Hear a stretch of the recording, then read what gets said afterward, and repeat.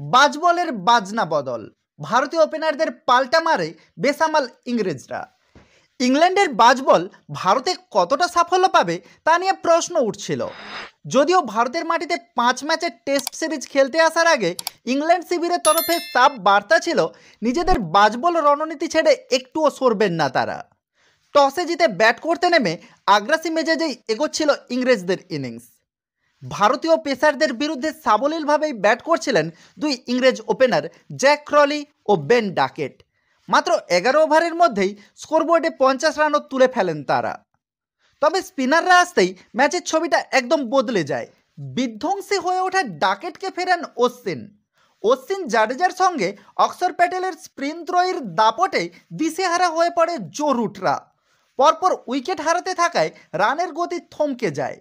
শেষ দিকে বেন স্টোকসের মারকুটে ব্যাটিংয়ে ভর করে ইংল্যান্ডের ইনিংস 200 গন্ডি পের হয়। শেষ পর্যন্ত মাত্র 246 রানে গুটিয়ে যায় ইংল্যান্ডের প্রথম ইনিংস।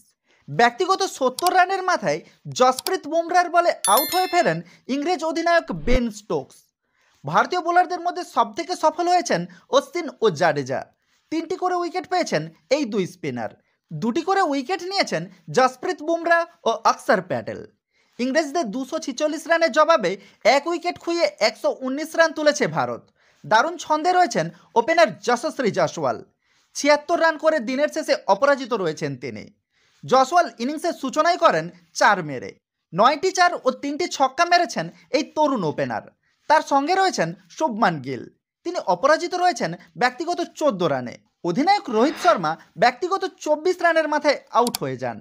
জ্যাক লিচের বলে বড় শট খেলতে গিয়ে ক্যাচ তুলে ফেরেন রোহিত।